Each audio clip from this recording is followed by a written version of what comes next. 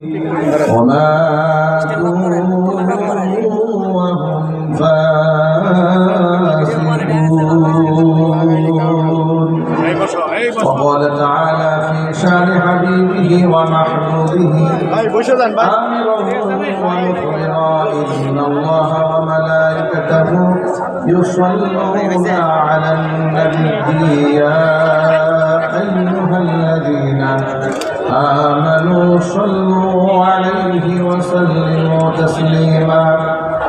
اللهم صل على محمد وعلى آل محمد كما صليت على إبراهيم وعلى آل إبراهيم إنك حميد مجيد.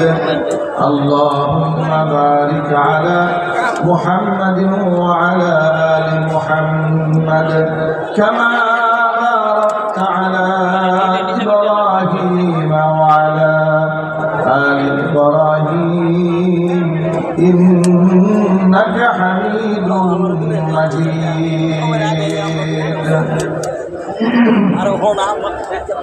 বলে হইতে পারে দেখা তো স্টেজে আওয়াজ তো শোনা যায় না, আওয়াজ শোনা যাচ্ছে না, এটা পারে না। ভিতরে আমাদের জন্য অনেক কম, বাহিরেও কম। আজকের ঐতিহ্যবাহী বাংলাদেশ খেলাফত যুব মজলিস গাজীপুর জেলা ও মহানগর কর্তৃক আয়োজিত সিরাত মাহফিলের শেষ অধিবেশনের সম্মানিত সভাপতি আলহাজ হাফেজ কাজী নিজামুদ্দিন সাহেব, সভাপতি বাংলাদেশ খেলাফত যুব মজলিস গাজীপুর মহানগর, মোহতারাম সভাপতির নেক হায়াত আল্লাহ তাআলা দারাজ করেন। আজকের এই মাহফিলের তিনি মধ্যমণি প্রধান অতিথি আমাদের সকলের মাথার মুকুট মজলুম জননেতা শেখুল হাদিস ইবনে শেখুল হাদিস আল্লামা মুহাম্মদ মামুনুল হক হাফিজাহুল্লাহ। আল্লাহ রাব্বুল আলামিন তার এই বান্দার কণ্ঠকে ইসলামের জন্য কবুল করে নেন, তার খিদমতের ওয়াসাআতকে আল্লাহ তাআলা বৃদ্ধি করে দেন, যথাযথভাবে জাতিকে রাহনুমাই করতে পারে সেই তৌফিক আল্লাহ পাক দান করেন। এছাড়াও আমন্ত্রিত হাজারাত উলামায়ে কেরাম, মুরব্বিয়ানে ইসলাম অত্র এলাকা এবং পার্শ্ববর্তী এলাকার বিভিন্ন প্রান্ত থেকে ছুটে আসা দিন দরদি ঈমানদার পরহেজগার মুত্তাকি মুসলিম ভাইয়েরা, পর্দার অন্তরালে অবস্থানরত আমাদের সকলের শ্রদ্ধা ভাজন পর্দানিশীল মা এবং বোনেরা, মহান আল্লাহ রাব্বুল আলামিনের দরবারে আলিশানে লাখ কোটি শুকরিয়া আদায় করছি যে মহান মুরিদ আমাদেরকে জুলাই আগস্টের বিপ্লব সাধন করে দেওয়ার মাধ্যমে গোটা বাংলাদেশকে দ্বিতীয়বারের মতো আল্লাহ পাক আমাদের জন্য স্বাধীন করে দিয়েছেন, যার দরুন আজকে আমরা খোলা মনে কোনো প্রকার সামনে পেছনে চিন্তা ভাবনা না করে আল্লাহর উপর তাওয়াক্কুল করে স্বাধীন মন প্রাণ নিয়ে কোরআন সুন্নাহ থেকে কথা বলার পরিবেশ পেয়েছি। কথা ঠিক কিনা বলেন? এখন স্টেজে ওঠার আগে কেউ আমাদের ডান পাশ থেকে বলে না হুজুর দিনকাল ভালো না, একটু বুঝে শুনে কথা বললেন। স্টেজে ওঠার পরে কেউ স্লিপ দেয় না, কেউ কোনো কমিটি আমাদেরকে ফোন দিয়ে আমাদের আইডি কার্ড চায় না, থানা থেকে আইডি কার্ড চেয়েছে। এতটুকু স্বাধীনতা আল্লাহ তাআলা আমাদের জন্য এনে দিয়েছেন, যে সমস্ত ভাইদের রক্তের বিনিময়ে এই স্বাধীনতা আমরা পেয়েছি। আল্লাহর কাছে আমরা দোয়া করছি আল্লাহ পাক যেন তাদেরকে শাহাদাতের সর্বোচ্চ মর্যাদা দান করেন। যারা আহত হয়েছেন বৈষম্য বিরোধী ছাত্র আন্দোলনে আল্লাহ পাক শেফায়ে কামিলা আজিলাই কুল্লিয়া নসিব করেন। মনে রাখবেন, স্বাধীনতা অর্জন করা যতটা কঠিন, ধরে রাখা তার থেকে আরো বেশি কঠিন। এই স্বাধীনতা অর্জিত হয়েছে, পূর্ণাঙ্গ অর্জন কিন্তু এখন আমাদের হয় না। চক্রান্ত চলছে, চক্রান্ত চলমান, চক্রান্ত মোকাবেলা করতে আপনারা প্রস্তুত আছেন তো? ইনশাআল্লাহ কারা কারা প্রস্তুত আছেন দোহান দেখতে যাচ্ছে।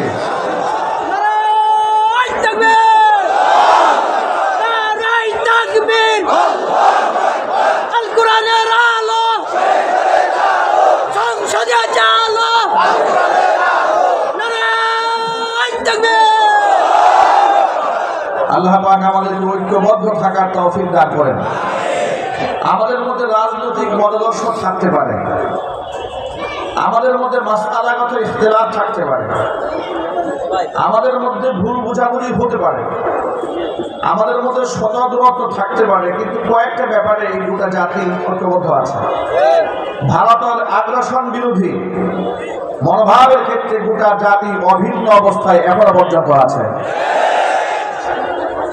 অনুরূপভাবে স্বৈরাচারের বিচার বাংলার মাটিতে হতে হবে, এই দাবিতেও এদেশের সর্বোপরি সর্বস্তরের মুসলমান ঐক্যবদ্ধ আছে। ঠিক কিনা বলেন? আজকে আমি আপনাদের সামনে যেহেতু সিরাত মাহফিল, নবী করিম সাল্লাল্লাহু আলাইহি ওয়াসাল্লামের সিরাতের এই মহান এক সমুদ্র থেকে ছোট্ট একটা অংশ আমি আপনাদের সামনে তুলে ধরবো আমাদের ইনশাআল্লাহ। সময় আমাদের হাতে একেবারে সীমিত সময় এসে আমার সামনে আমরা আজকে এখান থেকে একটা সবক নেব। নবী করিম সাল্লাল্লাহু আলাইহি ওয়াসাল্লাম ইন্নাহু কানা জাওয়াদান কারীমা, আল্লাহ নবী সাল্লাল্লাহু আলাইহি ওয়াসাল্লাম এক মহান দানশীল ছিলেন, ব্যাপক প্রশস্ত হৃদয়ের অধিকারী ছিলেন। বেগুনা মাসুম হওয়া সত্ত্বেও দৈনিক 70 ঊর্ধ্ব তিনি আল্লাহর কাছে মাগফিরাত কামনা করতেন। চিৎকার দেখুন সুবহানাল্লাহ। আমাদের উচিত আমাদের হৃদয়টাকে অনেক প্রশস্ত বানাতে হবে, আমাদের মনকে উদার করতে হবে। আমরা ইসলামকে গোটা পৃথিবীর প্রত্যেকটা ইঞ্চি মাটিতে ইসলামের পতাকা ওড়াতে চাই। এই জন্য মনের সংকীর্ণতা দূর করে ফেলতে হবে। নবী করিম সাল্লাল্লাহু আলাইহি ওয়াসাল্লাম শত্রুদের সাথে বন্ধুত্বপূর্ণ আচরণ করে তাদের দিলকে জয় করেছেন, কিন্তু আমরা আসাবিয়াতের মধ্যে বন্দী থাকার কারণে, স্বজন প্রীতির কারণে, আমাদের এই একঘেয়েমিপনা, আমাদের নিজেদের আমিত্ব এবং বরত্বের কারণে, কিবির এবং হাসাদের কারণে আমাদের অবস্থা এমন হয়েছে, এক আলেম আরেক আলেমকে আমরা সহ্য করতে পারি না। এই অবস্থানের কারণে আলেমদের ইউনিটি, ঐক্যের যে ভিত, এটা অনেকটা দুর্বল। তবে আমরা আশাবাদ ব্যক্ত করছি, স্বৈরাচারীর আমলে আলেমরা মজলুম হওয়ার কারণে ওলামাদের মধ্যে একটা ঐক্যের ভিত তৈরি হয়েছে। আর সেই সেতু বন্ধনকে কেন্দ্র করে আলহামদুলিল্লাহ বাংলাদেশের আগামীর বাংলাদেশ ইসলামের করার জন্য, আগামীর বাংলাদেশ ইসলামের বানিয়ে দেওয়ার জন্য, আগামীর সংসদ কোরআনের সংসদ বাড়াবার জন্য ওলামারা ঐক্যবদ্ধে আসার জন্য অলরেডি প্রচেষ্টা চালিয়ে যাচ্ছেন। আল্লাহ পাক এই প্রচেষ্টাকে যেন কবুল করেন, জোরে করে আমিন। নবী করিম সাল্লাল্লাহু আলাইহি ওয়াসাল্লামের মনোভাবটা কেমন ছিল আপনাদেরকে ছোট্ট একটা ঘটনার মাধ্যমে আমি বিবরণ শোনাতে চাই। আব্দুল্লাহ ইবনে উবাই ইবনে সালুল রাসূল মুনাফিকিন, মুনাফিকদের সর্দার ছিল।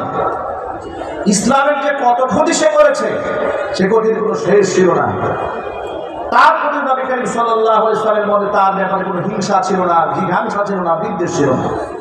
এমন একজন কুখ্যাত মুনাফিক দুনিয়া থেকে মারা গেল। মারা যাওয়ার পরে তার ছেলে নামও আব্দুল্লাহ, তিনি আমার নবী করিম সাল্লাল্লাহু আলাইহি ওয়াসাল্লামের খুব খাঁটি সাহাবী ছিলেন।